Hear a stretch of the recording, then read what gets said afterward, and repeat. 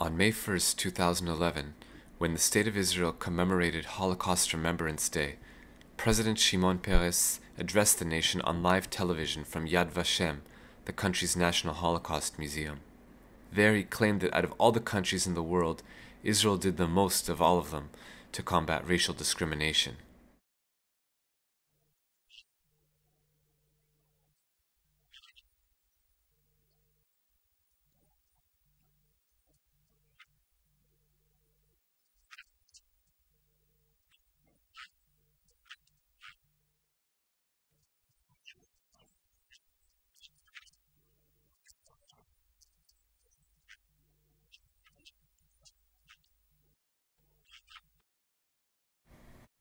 This report by the African Refugee Development Center to the United Nations Committee on the Elimination of Racial Discrimination will present ample evidence that suggests the contrary.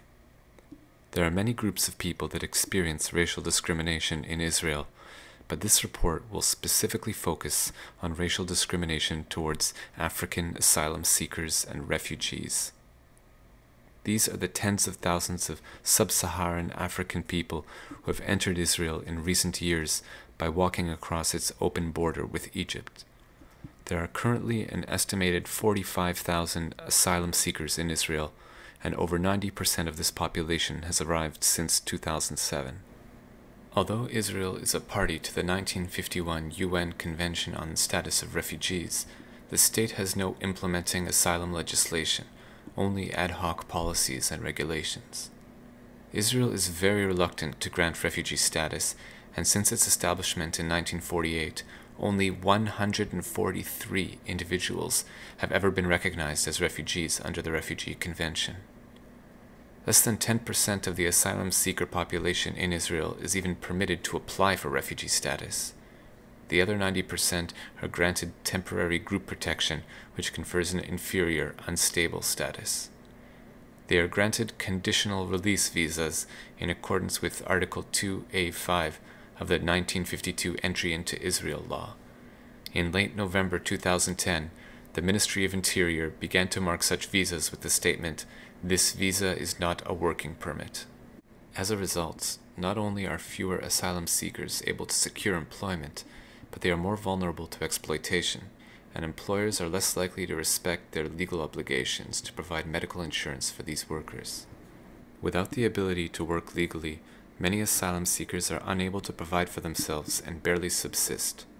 Many of them live on the streets of South Tel Aviv, close to the city's central bus station.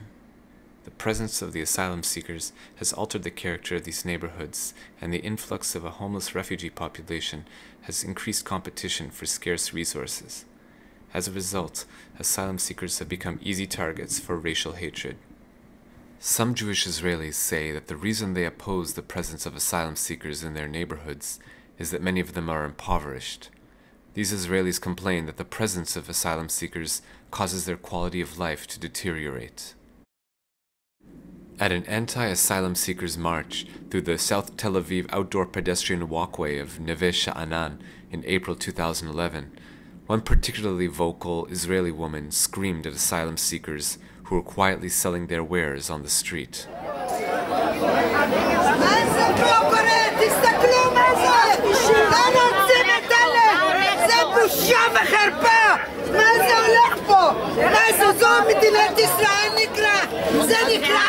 זה יותר גרוע מעזה, זה יותר גרוע משכם, זה יותר גרוע מכל מקום. מה זה הולך פה? בושה וחרפה.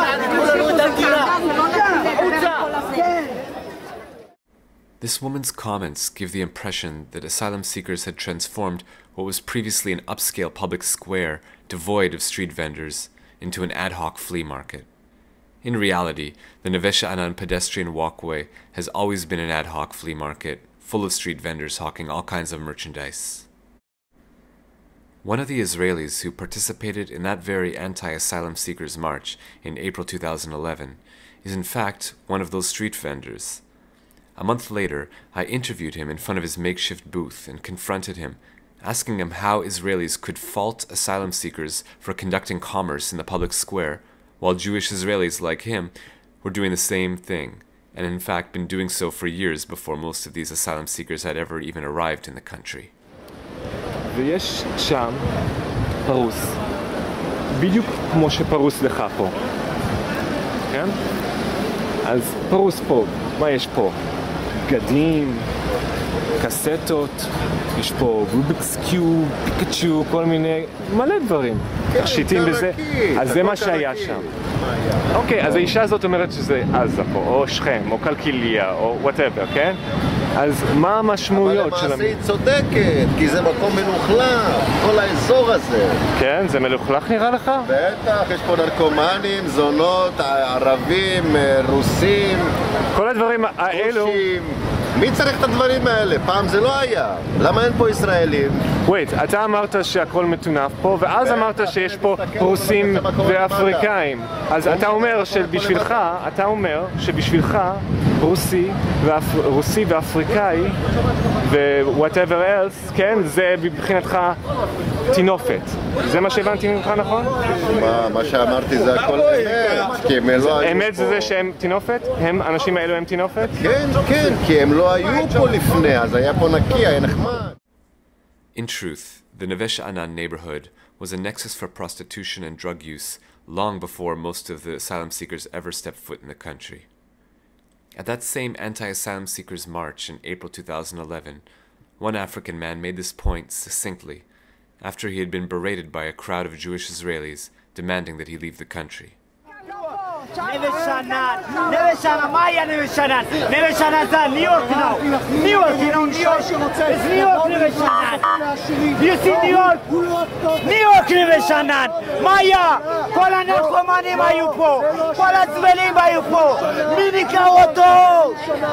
המסתננים ניקו אותו. עכשיו יש ניו יורק, At that same April 2011 anti-asylum seekers march, Tel Aviv City Council member Shlomo Maslawi, one of the local leaders of the campaign to expel asylum seekers from South Tel Aviv, told me that crime rates have increased since asylum seekers began to settle there. Maslawi admitted, though, that South Tel Aviv neighborhoods were crime-ridden to start with. וכמובן כולם ממשיכים ומגיעים לשכונות שלנו, לשכונות הדרום, שבמילא המצב כאן בשכונות הוא לא הכי טוב. אז יש את המצוקות כאן, ואנחנו כמובן לא צריכים כל המצוקות שהמסתננים מביאים לשכונות. The following month, in May 2011, and again 5 months later in October 2011, Dr. Gilad Natan of the Knesset Research and Information Center published official reports based on actual police data, which concluded that crime rates among asylum seekers are actually 6 times lower than crime rates among native Israelis. Maslawi claims that veteran residents of South Tel Aviv can no longer use public parks during the evening hours because of the mere presence of asylum seekers. הדבר הכי גרוע זה שהתושבים חוששים לצאת מהבתים.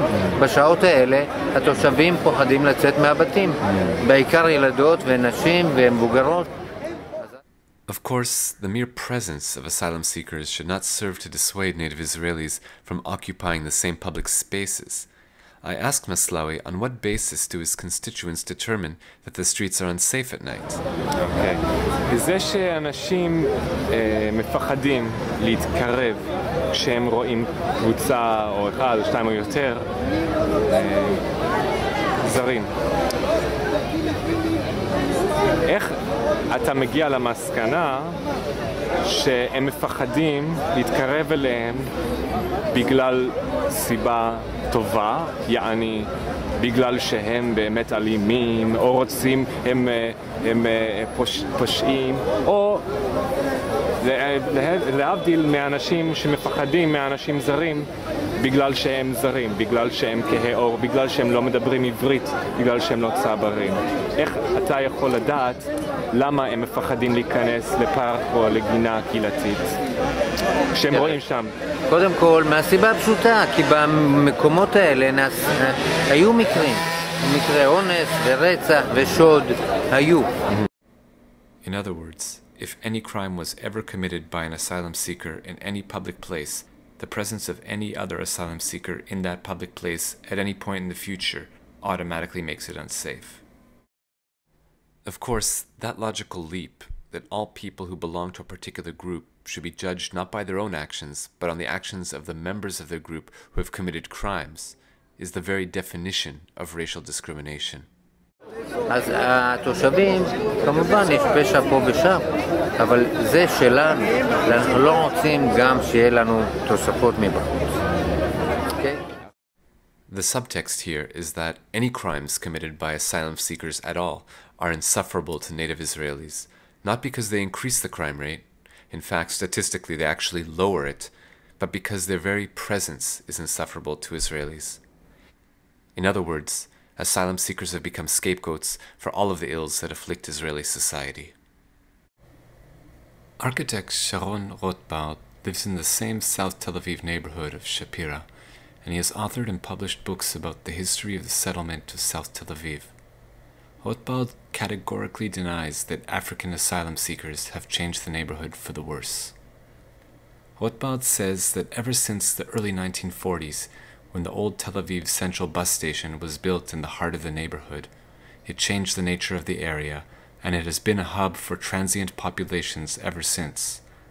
First, Palestinian workers from the West Bank, then foreign workers from Asia, and then asylum seekers from Africa. יש בעיות של פשע ושל זנות. אני חושב אבל שהם, במקרה הזה זה בדרך כלל רוב נגיד האוכלוסיות שקשורות לדברים האלה, זה לא פליטים וגם לא עובדים זרים. בדרך כלל זה קבוצות יותר ותיקות. Rothbard says he is offended by those that are opposed to the presence of asylum seekers who would claim that these South Tel Aviv neighborhoods are unsafe at night. אני חושב שזה פשוט, זה גובל בעלילת דם, כי אני מסתובב כאן עם הכלבות שלי בערך ברוב שעות היממה.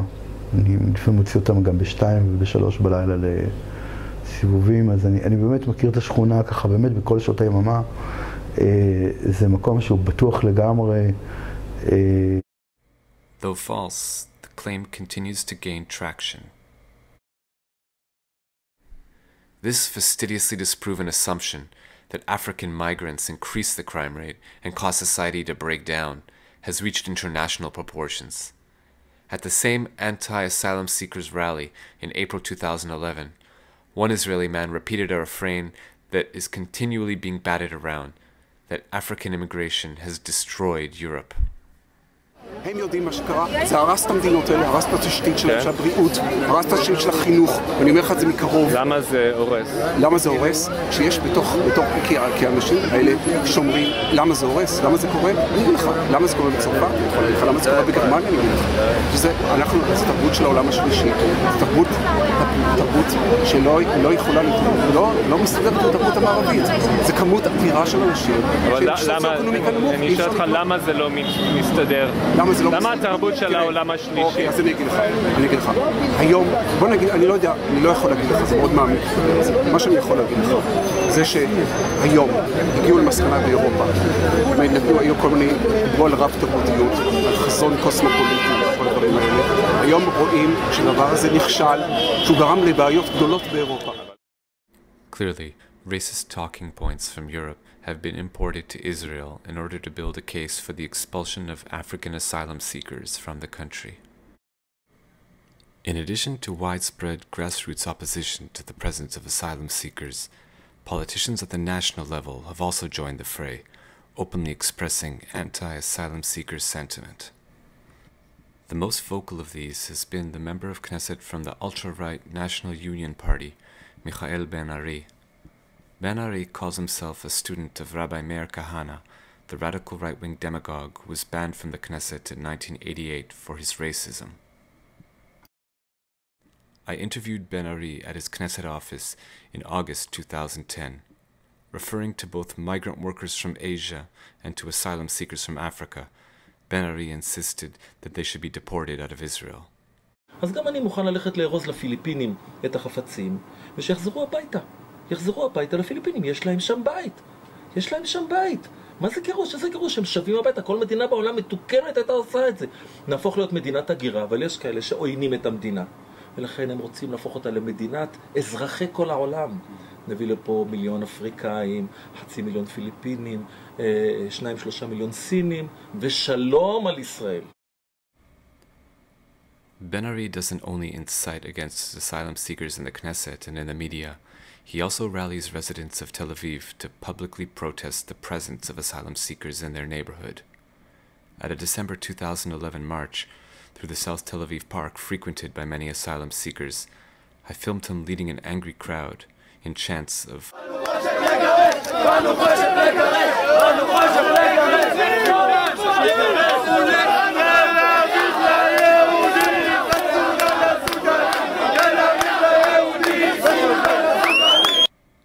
With the help of his parliamentary assistants and local leaders, Ben-Ari helped found a neighborhood defense posse in March 2011 that patrols neighborhoods of South Tel Aviv with high concentrations of asylum seekers. There have not been any reports of violent altercations between Ben-Ari's neighborhood defense group and local asylum seekers as of this writing, but many asylum seekers have reported being physically attacked and bullied by native Israelis.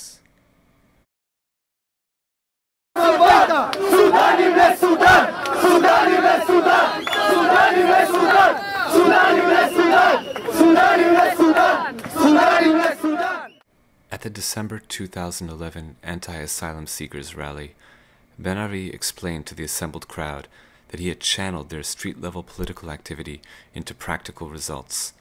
He recounted a recent deliberation in the Knesset to demonstrate that this is the case. זה יגרום לנתניהו. אני רוצה לספר לכם איך נתניהו התעורר. לפני שבועיים ממש, ועדת חוץ וביטחון יושב נתניהו. אמרתי לו, אדוני ראש הממשלה, לא תעשה מתקני שהייה, יבואו לפה עוד אלפים רבים, בסוף תעשה מתקני שהייה. זה יעלה לך פי כמה וכמה. אומר נתניהו, אני לא תמיד מסכים עם בן-ארי, בזה אני מסכים איתו. אמרתי לו, תדע לך בנימין, אדוני ראש הממשלה. תדע לך, אדוני ראש הממשלה. האנשים שלך מהליכוד עוברים אליי. ראיתי שמשהו זז לו בפנים. למחרת הוא היה אצל מאיר יצחק הלוי שעושה עבודה נהדרת באילת. הלוואי ופה היו עושים עבודה כזאת. עושה עבודה נהדרת שם. לא מסכים לפתוח בתי ספר, לא נותן להם להסתובב איפה שהם רוצים, יודע איך להתנהג. עדיין יש שם גם הרבה עבודה. וביום רביעי מגיע השר ישי, אומר בכנסת יהיה מתקני שהייה. שאלתי אותו, יש לוח זמנים? הוא לא עונה לי. אמרתי לו, אתה מוליך שולל! מיום שני לרביעי, פגשתי אותו לאחר מכן בחוץ. אומר לי השר ישי, נתניהו צרח על שטייניץ שישיג את הכסף. רבותיי, כל זה בגלל דבר אחד, כי אנחנו התעוררנו. אנחנו לא מתכוונים להירדם. While Ben-Ari is certainly the most vocal public figure to demand the deportation of asylum seekers, he's not nearly the most powerful. Several members of the government who hold ministerial positions also speak openly of expelling asylum seekers from the country.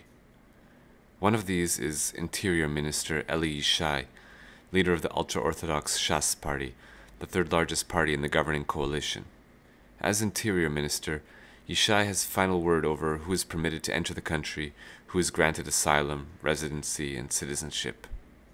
In October 2009, Yishai told Israel Channel 2 that asylum seekers and other foreigners from the so-called Third World must not be allowed to enter Israel, because if they are permitted to, they will infect Israelis with a whole host of diseases, both physical and societal. אם יבוא לפה עכשיו מאות אלפי עובדים זרים, עם מחלות חצבת, שחפת, עץ, סמים, נתונים קשים שאנחנו לא יודעים אותם. האם מישהו, אחד אבל, מאזרחי מדינת ישראל, אחד, היו מוכנים שיכנסו בקצב הזה, באדישות של ממשלות ישראל, עכשיו סוף סוף אני מקווה שיהיה גדר. האם מישהו מאזרחי מדינת ישראל היה מוכן שיכנסו פה 1,000,000 או 2 או 2.5 סודנים ואריתראים ועוד לפה? האם מישהו מאזרחי מדינת ישראל היה מוכן, עם כל ההתייפיפות הזאת, לראות פה במדינת ישראל 1,000,000 או 1,500,000 זרים? Over 2 years have passed since Yishai made those slanderous statements, smearing entire populations with blood libel. In that time, thousands of asylum seekers have entered the country, and yet no outbreaks of serious diseases have resulted from their presence. It is worth noting that these types of statements are not exceptions to the rule, but the rule itself for members of Yishai's Shas party. In October 2010, the group's spiritual leader, Ovadia Yosef, compared all non-Jewish people to donkeys who serve their masters, stating that, quote, "The sole purpose of non-Jews is to serve Jews." In July 2010, residents of South Tel Aviv convinced over 24 Tel Aviv rabbis to draft a letter explicitly calling upon Israelis not to rent apartments to asylum seekers and foreign workers. The phenomenon quickly spread to other cities across the country. In December 2010, hundreds of Israel's leading rabbis, including dozens of chief rabbis of municipalities throughout the country, who are paid from the public purse, issued a religious edict instructing Jewish people to not sell homes or even rent apartments to non-Jewish people, including asylum seekers. In the letter, the signatories explain their rationale for forbidding property sales and rentals to non-Jewish people. To justify their decision, the rabbis quote biblical passages from the book of Deuteronomy, chapter 7, verses 2 and 4. An examination of this biblical passage, which these rabbis believe is the living word of their God, reveals the context upon which they base their religious ruling. When your God Yahweh brings you to the land that you are going to inherit, he will banish other nations, and your God Yahweh will deliver them to you, and you will strike them down. Utterly destroy them, and do not sign any pacts with them, show them no mercy, and do not intermarry with them. Do not give your daughters to their sons, and do not take their daughters for your sons, but instead do this to them: shatter their altars, and break their monuments, and chop down their goddess figures, and burn their idols, because you are a holy people to your God Yahweh. He chose you to be his special people from all the nations in the world. The letter goes on to cite another passage from the Bible to bolster its argument that Jewish people must not sell or rent to non-Jewish people. The rabbis reference the book of Numbers, chapter 33, verse 55, which is very similar in content to the first biblical reference. And Yahweh said to Moses on the plains of Moab by the Jordan at Jericho, "Tell the people of Israel, when you cross the Jordan into the land of Canaan, drive out all the inhabitants of the land, and destroy all their statues, and destroy all their images, and demolish all their altars. Drive out the inhabitants of the land, and settle there, because I have given the land to you to possess. But if you do not drive out the inhabitants of the land, then those that you permit to remain will be like thorns in your eyes, and like pricks in your sides, and they will make you miserable in the land in which you live."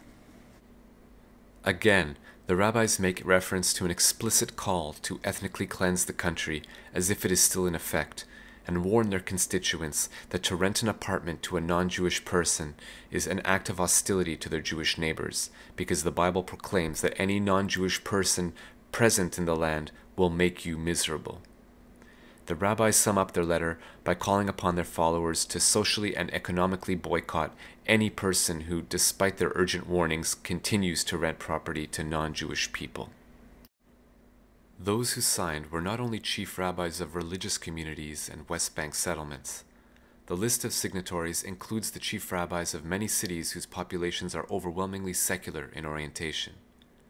Afula, Ashdod, Bat Yam, Carmiel, Eilat, Herzliya, Gadera, Cholon, Kiryat Gat, Kiryat Motzkin, Metula, Nahariya, Natzeret, Pardes Chana, Ra'anana, Rishon LeZion, Rosh Ha'ain. Immediately after the publication of the rabbi's letter, many asylum seekers were summarily ejected from their homes without proper notice or any just cause. In the middle of the winter, the African Refugee Development Center documented that many asylum seeker families had their electrical heating and hot water services completely cut off by landlords who preferred to comply with the rabbi's letter than with legally binding rental contracts. Needless to say, as far as the ARDC is aware, none of these landlords who violated the terms of their rental agreements have suffered from any legal repercussions as a result of their actions. The rabbi's letter has clearly made it much more difficult for non-Jewish people in general, and for asylum seekers in particular, to secure housing in Israel ever since. The ARDC itself has had a hard time finding suitable office space, as several potential landlords expressly refuse to rent to an organization that supports asylum seekers.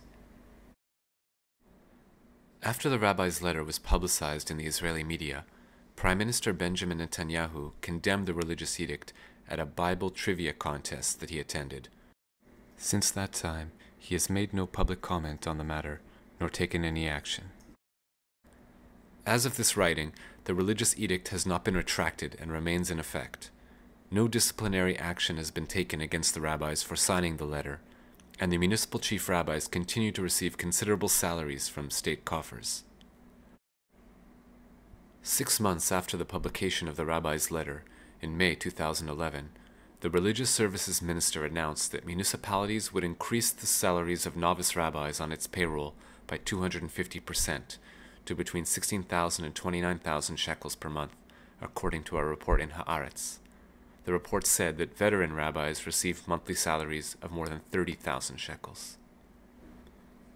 According to Israel's Central Bureau of Statistics, the average Israeli salary for the month of October 2011, the last month for which statistics were available by the time of this writing, was 8,555 shekels. The Declaration of the Establishment of the State of Israel, the state's foundational text, explicitly declares that the country, quote, will ensure complete equality of social and political rights to all its inhabitants, irrespective of religion, race, or sex. In its own submission to the CERD, the state has noted that Section 144B of the Penal Law, quote, provides for a penalty of up to 5 years imprisonment for a person who publishes material with the intent to incite racism, even if ineffectual in result. No rabbis, however, have been charged under Section 144B for issuing this religious edict. By permitting them to keep their jobs and taking no disciplinary actions against them, the state has clearly neglected its duty to ensure equality for its non-Jewish inhabitants and given tacit approval for widespread racial discrimination. Non-Jewish people can undergo a conversion process during which they study the history of the Jewish people and the tenets of the Jewish religion and strictly follow its laws. At the end of this lengthy process, a board of rabbis evaluates the candidate and may pronounce them to be Jewish under religious law. However, in practice, the gates of Jewish personhood are zealously guarded by rabbis and religious politicians who do not want people who are not racially or ethnically Jewish to become Jewish and live in Israel among Jewish people.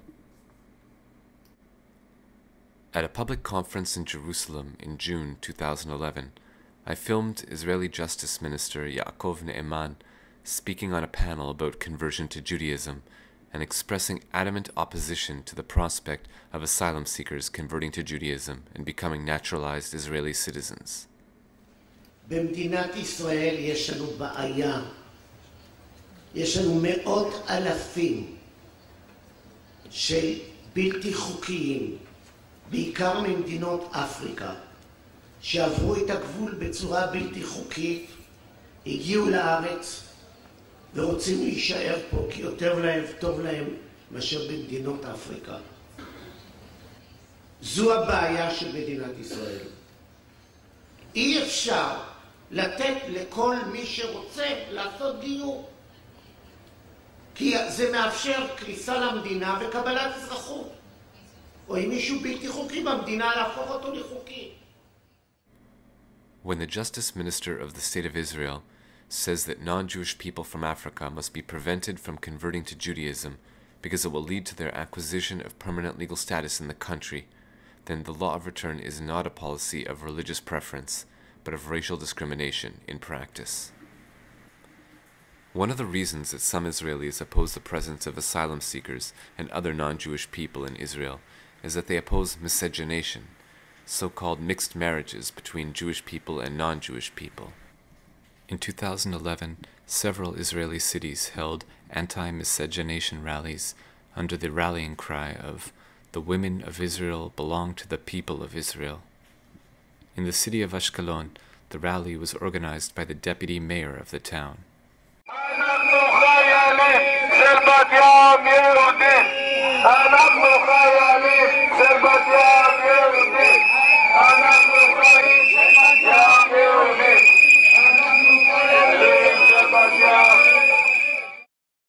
The same sentiments against so-called race mixing were expressed at the April 2011 anti-asylum seeker rally in South Tel Aviv. לכו לעבוד! אנחנו עובדים בעבודה שאתם לא צריכים לעבוד! אנחנו עובדים את החרה! למה לא מגיע לנו להיות חרה? וואי! אז איפה באוגנדה? איפה באוגנדה? איפה ישראל? איפה ישראל צריכה להיות באוגנדה? אני לא רוצה תבוא לאוגנדה! ילדה שלי לך לישון, לך לישון. אני אשן, תביא לי כרית. תביא לי כרית. מה נעשה? אתה אנס. תביא לי כרית, אני אשן. אתה גנב. תביא לי כרית, אני אשן. מה? תהיי באוגנדה. האם אפשר להחשיב אותם בכלל גרים? מוריי ורבותיי, שתדעו לכם מאז ומתמיד, ההתבוללות המיטה אסון על עם ישראל, ואנחנו כאן בשביל למנוע את כל האסונות שבאים עלינו. By refusing to permit Jewish people and non-Jewish people to marry each other in Israel, the state is reinforcing racial segregation and empowering grassroots anti-African forces who oppose the presence of asylum seekers in the country on the grounds that it could lead to race mixing. Another religious reason that some Israelis oppose the presence of asylum seekers, specifically another non-Jewish people generally, is a belief in biblical end-times prophecy. Apparently, some Jewish people subscribe to the notion that a religious world war to end all wars is imminent. According to this belief system, when the final battle breaks out, every non-Jewish person in the country will become their mortal enemy. At a rally in downtown Tel Aviv in March 2011, a group of demonstrators demanded that foreigners be deported. שמי מרים ביטון, אני מתגוררת במשפחת שפירא בתל אביב, במסעד השערים 55, ושם זה מתחת לכל ביקורות, גונבים, הסודנים, אני יש שכנים שלי שם הם סודנים, והם שם גונבים ועושים כל מיני דברים, רוצחים, אפילו אחותי עם תיק, אחותי עם תיק ביד, מסכנה, גנבו לה תיק מהיד. החברה פה, סודני אחד הביא לה בוקס בפנים, השן נשברה לה והיא כאן, וגם כן התיק שלה גנבו ממנה. היא אומרת, מרים, אי אפשר להיכנס לשום מקום. כל נווה שאנן זה סודנים ואפריקאים. אני לא שאני אומרת שלא יבוא, אבל זה ערך שלי. אני מרגישה, אני בשפירא נולדתי וגדלתי, וגם אני נשואה ואני גרה בשפירא, מזכירה. אז קשה לך עם פשע. תשמע, זה לא רק פשע. תראה, הם גויים, למה שיהיו איתנו? הבעיה תראה, הגמרא אומרת, כן? שעוד מעט יהיה בעולם טוב ובוהו, ואז יהיה טוב ובוהו, והמשיח יצליח להגיע. אז ברגע שהמשיח יגיע, לפני כן יהיה טוב ובוהו, ואז כל הגויים יקחו את הרשעים, ואז זה ממש בעיה. אז לפני שכל הבלגן הזה, מה אנחנו צריכים את זה?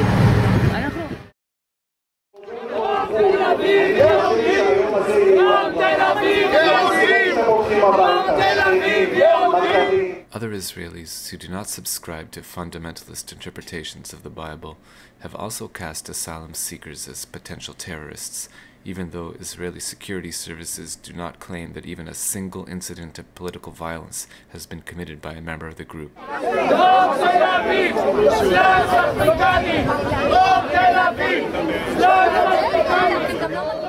The very term that Israeli legislators who are hostile to asylum seekers use to describe them, infiltrators, implies that they are breaking the law by their very presence in the country. And in a country as defense-conscious as Israel, merely being labeled a security threat is a near conviction in the court of public opinion. At the April 2011 anti-asylum seekers march in South Tel Aviv, one protest leader claimed that all asylum seekers are potential terrorists because their dire financial straits, a direct result of the government's refusal to grant them legal work permits, are fertile conditions for recruitment by militant groups who plan to attack Israelis. תדעו לכם, זה פצצת זמן, אתם תשלמו את המחיר, אנחנו לא יודעים למה זה יוביל אותנו, זה פצצת זמן, היום הם מסתננים בשביל פרנסה, מחר הם ירצחו בשביל פרנסה, הם יהיו מוכנים בשביל $1,000 לפוצץ 100,000 ישראלים. אין להם בעיות על זה, אין להם בעיה עם זה. In the Israeli cultural lexicon, there is more than one type of security threat. Israel's most powerful politician, Prime Minister Benjamin Netanyahu, is a secular Jew and does not generally use religious language to characterize non-Jewish people as threats. Secular Jews like Netanyahu, who oppose the presence of asylum seekers in Israel, often use a different kind of vocabulary to incite fear of Africans, the language of demographics. At a government meeting in July 2010, Netanyahu said that asylum seekers were a demographic threat to the Jewish and democratic character of the country, Haaretz reported. The point was not lost on political observers. William Tall, representative to the United Nations High Commission on Refugees in Israel, UNHCR, spoke on a panel in Jerusalem in June 2011 to discuss the migration of refugees to Israel. Tall told the audience that one reason for the Israeli government's reticence to accept asylum seekers is its demographic implications. You have people who genuinely believe that this influx of Africans, non-Jewish, from Africa is a threat to the very delicate demographic balance in Israel. People believe this. It is necessary to parse this statement about a delicate demographic balance in order to understand much of the secular Jewish opposition to asylum seekers in Israel. The panel at which Tall made his statement was moderated by Hebrew University Professor Emeritus Sergio Della Pergola. Only 1 month before the panel was held, in May 2011, Della Pergola published a new book entitled Jewish Demographic Policies, in Hebrew and English. In the book, Della Pergola states that it is an indisputable axiom that the government of Israel must prevent the non-Jewish population of the country from growing significantly. He writes, "The main demographic challenge of Israel as a core state of the Jewish people is to preserve a clear and undisputed majority among the country's total population." The declaration of the establishment of the State of Israel made reference to a Jewish state, a state that would have Jewish characteristics, but it did not mention a necessity to establish or maintain Jewish demographic dominance, a clear and undisputed majority among the country's total population, or anything of the sort. The declaration states that the State of Israel will be open for Jewish immigration and for the ingathering of the exiles. It will foster the development of the country for the benefit of all its inhabitants. It does not state that the government will take measures in order to prevent the growth of the non-Jewish population of the country. In practice, however, for most of its history, the state has operated as if Della Pergola's call to preserve a clear and undisputed Jewish majority is a prime directive, instituting many rules and regulations which favor the growth of the country's Jewish population at the expense of the country's non-Jewish population. A decade ago, in 2002, the government of Israel activated a body called the Public Council on Demography in order to formalize a national demographic policy. In his book, Jewish Demographic Policies, Professor Della Pergola summarizes the main points of this policy. While most of the policy consists of recommendations geared towards increasing the amount of Jewish people living in Israel, it also explicitly includes recommendations geared towards reducing the amount of non-Jewish people living in Israel. The large number of foreign workers in Israel is a social and demographic problem of the first order, especially its implications for workers' rights and those of their children. The turnover of foreign workers with shorter stays would considerably reduce the extent of family building and mixed marriages with Israelis. In his book, Jewish Demographic Policies, Professor Della Pergola insists that there is nothing strange about Israel formalizing a national demographic policy. In his efforts to normalize this type of policy, he points out that Germany, France, and Italy also have national demographic policies. But Professor Jonathan Anson of Ben-Gurion University of the Negev in Beersheba points out that this is a patently false comparison. He insists that the Israeli approach to demographics is nothing at all like that of the other countries that De La Pergola makes reference to. Anson says, Germany, France, and Italy have committees that look at demographic problems, but they don't look at how do we have enough ethnic Germans to outnumber Turks, or enough Northern Italians to outnumber Sicilians, or enough ethnic French to outnumber North Africans. Because of the low birth rates in these countries, the labor force is shrinking in proportion to the amount of retirees in the population. Hence, these countries must calculate the amount of immigrants they need to convince to move there in order to maintain economic stasis.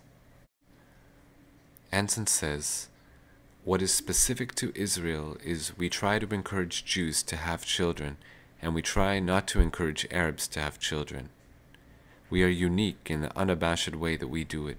We openly say that we do not want other people around.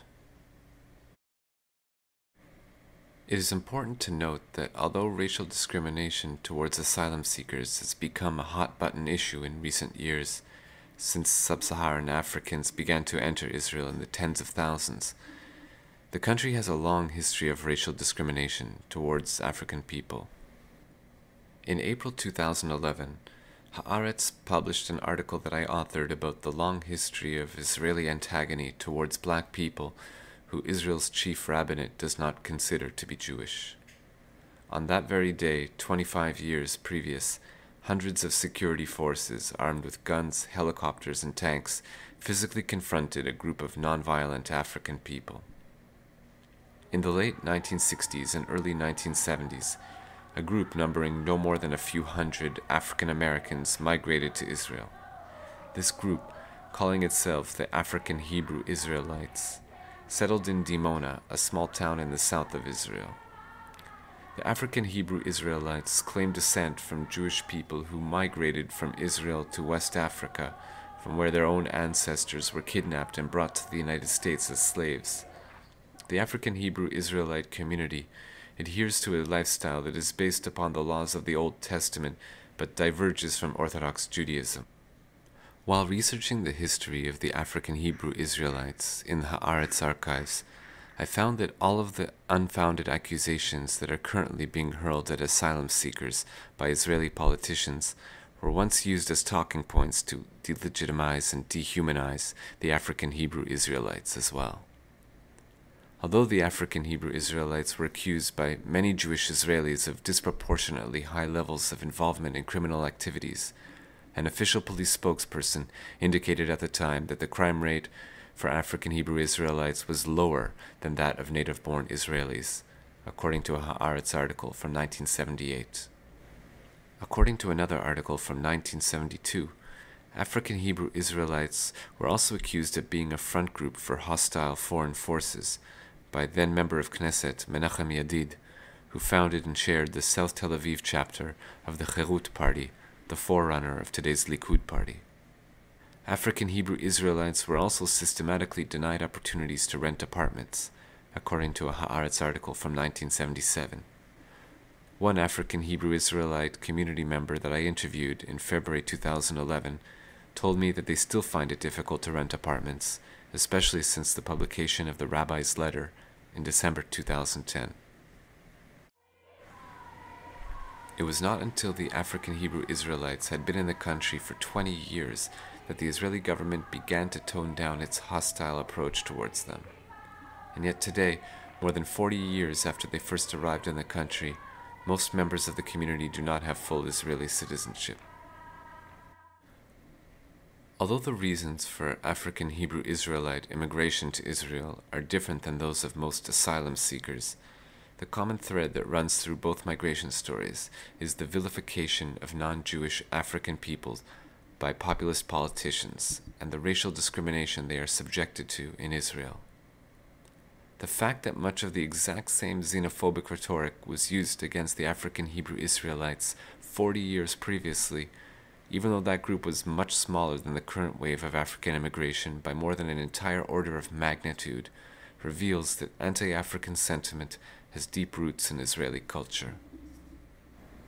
Even black Africans who are considered to be Jewish, such as the Jews of Ethiopia, most of whom were brought to Israel in 1984 and 1991, still suffer from racial discrimination in Israel. An understanding of the racial discrimination experienced by Ethiopian Jews in Israel requires a much more thorough analysis than can be provided by this report, which focuses specifically on asylum seekers. A single example of state-sponsored racial discrimination will suffice for our purposes. Some schools in Israel refuse to accept Jewish students whose families are from Ethiopia. Although the parents of these children protest their exclusion and the Israeli media publicizes these facts, the schools continue to be financially subsidized by the government. Community activist Emmanuel Hadana explains. יש הפרדה טוטלית, מה שאנחנו הכרנו בהיסטוריה האמריקאית, הדרום אפריקאית והמדינות השונות מחוץ למדינת ישראל. היום אנחנו נתקלים בזה במדינת ישראל של שנות 2000. תבין, שיש לך בית ספר, כמו באשדוד, פתח תקווה, בית שמש, קריית מלאכי, באר שבע ואחרים, יש לך בתי ספר, שבבית ספר הזה יש לך כיתה נפרדת רק לאתיופים. Ethiopian Israelis are discriminated against on the basis of race, but when they first came to the country, it was expressed in religious terms. The ruling rabbis refused to accept black African Jews as they were and demanded that they convert to Judaism and be circumcised a second time. אם יש לך גם כאלה בודדים שלא נקלעו לסיטואציות של הסגרגציה, ואיכשהו באינטגרציה כן הצליחו להגיע לאיזושהי תוצאה חיובית, אז רגע, אני לא רוצה שהתלמידים שלי ילמדו אצל מורה אתיופי. אז לכן אנחנו לא יכולים לקבל מורים אתיופים. וואו, כאילו, איפה אני חי? מה קורה פה? אם זה היה קורה במדינות אחרות, איך היינו מגדירים את זה? Ironically, 180 years ago, the situation was reversed. In 1985, former Israeli Chief Rabbi Shlomo Goren told the Jerusalem Post newspaper that in the 1830s, the Jewish community in Palestine sent letters to the Jewish community of Ethiopia, asking them to send 3 of their rabbis to Jerusalem to ordain the rabbis of the land of Israel. But while Jewish Israelis from Africa continue to experience widespread racial discrimination, today they are considered to be Jewish by most Israelis and are therefore mostly exempt from the double discrimination that non-Jewish people from Africa face in Israel on a daily basis. In 2012, ordinary people all over the world rose up to protest deteriorating economic conditions and government corruption. Israel also saw a mass movement coalesce and make wide-reaching demands of the government, especially over the cost of housing and the cost of living. Unfortunately, hopes that this movement would also stand in solidarity with asylum seekers and challenge the government's policies towards them and the widespread discrimination that they face were repeatedly dashed as protest leaders and rank and file continuously refused to voice support for their struggle. There were certainly some Israelis who championed the cause of the asylum seekers. Significantly, a group of radical activists set up a protest camp in a South Tel Aviv public park, largely frequented by homeless asylum seekers, where they operated an outdoor soup kitchen for their benefit. These activists were in the extreme minority. A place, you know, Levensky is a place normally of African refugees, homeless people. They never get the tent, they're just living here and for years and years now because no one can take care of them. But today we have seen the people coming with the tents to come here for the sitting, so we welcome them because they are vindicated the same problem, the same situation for the housing, for the many things, social problems. We hope we will get our part. That's why we welcome them. An Israel Channel 10 opinion poll revealed that at its apex, the protest movement received the support of 88% of the population. However, in order to garner that level of support, the movement's most vocal activists made a strategic decision to refrain from commenting on issues of racial justice. Protest leaders hoped that by maintaining media silence about the rabbi's letter and the other ways in which the state fails to ensure that all of its residents, regardless of race or religion, have access to affordable housing, they would not raise the ire of Jewish people who are hostile to asylum seekers and still be able to count on them for political support. Instead of stressing that housing is a human right and demanding that the government take steps to ensure that everyone living in the country has access to healthy shelter, protesters repeatedly invoked their 3 years of service in the Israeli army, almost exclusively the purview of Jewish people, as the reason that they deserve to have housing.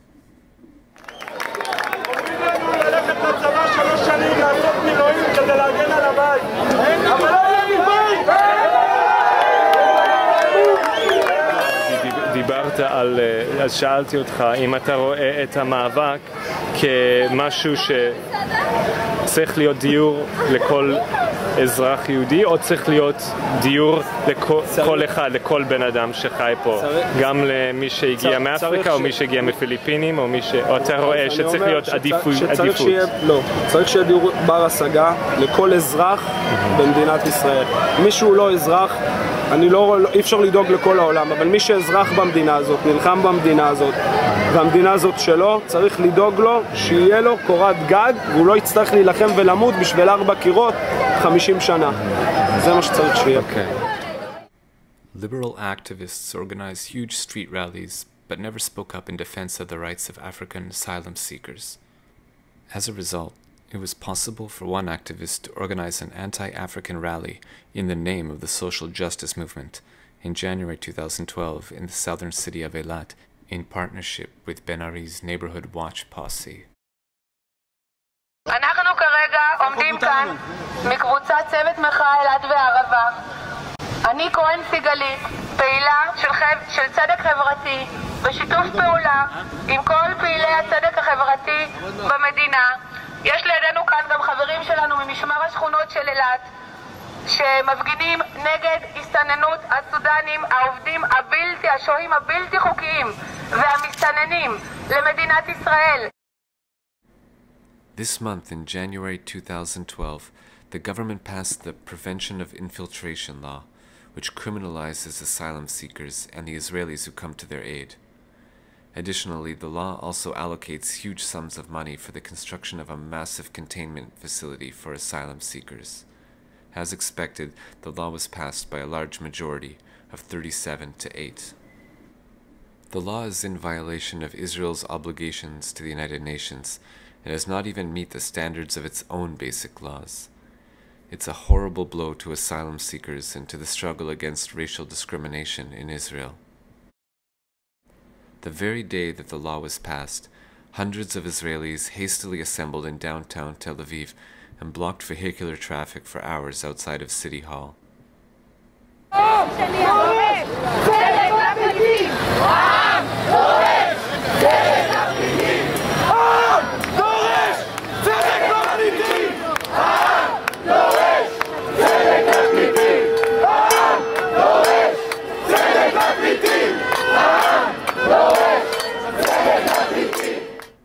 When the police arrived at the scene and demanded that the demonstrators disperse or risk being arrested, one woman with a megaphone replied in a calm voice.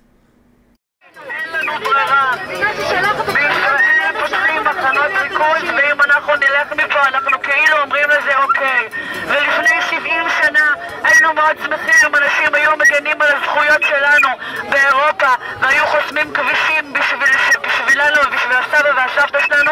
אין לנו ברירה אלא לעשות את זה, אדוני השוטר. אנחנו מבקשים שתהיו בסבלנות, בבקשה. Since the Prevention of Infiltration law was passed, a small group of Israelis have made public proclamations openly declaring their intentions to defy the law and to come to the aid of asylum seekers, regardless of the legal consequences that they could face as a result. The Jewish Israelis who have taken vows to violate the law and stand in solidarity with asylum seekers are morally significant, but unfortunately they are few in numbers. It has become abundantly clear that the situation of asylum seekers in Israel in 2012 is becoming perilous, and that there are no significant forces in Israeli society that can mount a serious defense to secure their human rights. In conclusion, this report by the African Refugee Development Center makes the following recommendations. That CERD condemn the State of Israel in no uncertain terms for fomenting racial discrimination against African asylum seekers and refugees. That CERD demand that the State of Israel repeal all legislation that denies asylum seekers their human rights. That CERD demand that the State of Israel enforce all legislation that protects asylum seekers from racial discrimination. That CERD demand that the State of Israel launch a media campaign to assert that asylum seekers are not criminals, but human beings deserving of human rights, to undo at least some of the damage that has been done by anti-asylum seeker propaganda campaigns. And that CERD demand that the State of Israel submit a report that responds to the above complaints within 6 months.